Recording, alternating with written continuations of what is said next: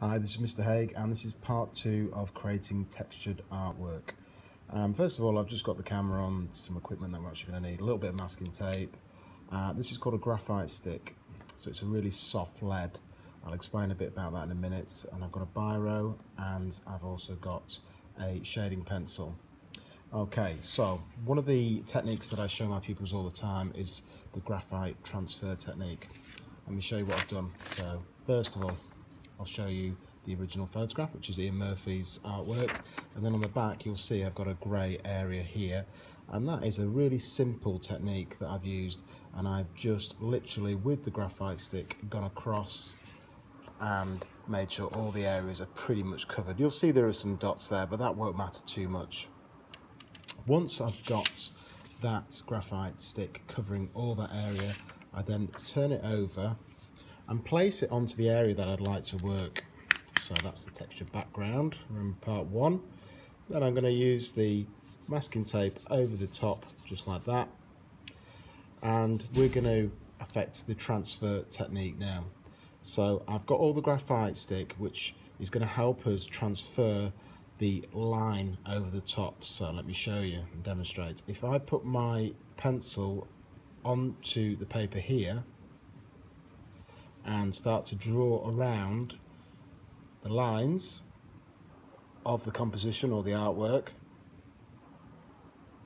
it should hopefully transfer over the top of the textured background a faint line. So we're going to have a look in a minute, the moment of truth, see whether that's worked or not.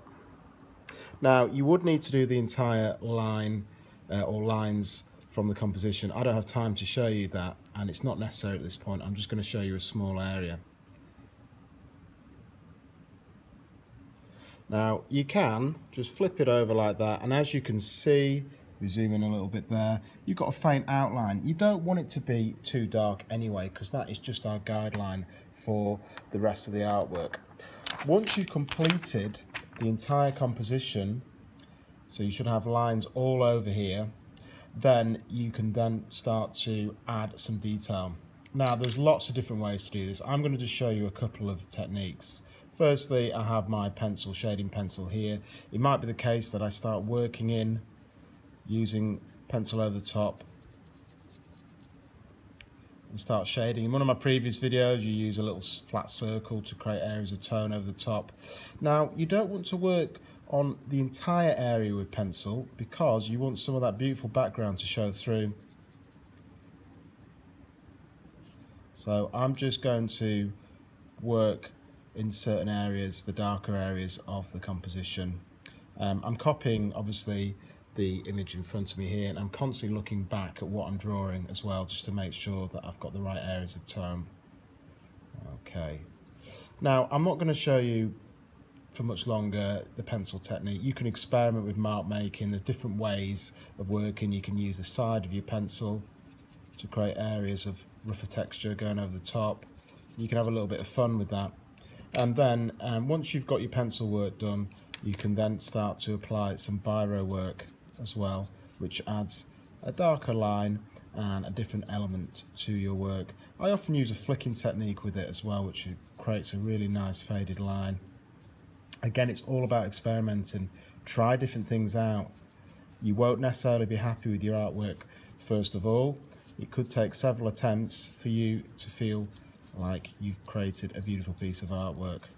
Patience is always the key for producing artwork and developing your ideas and techniques.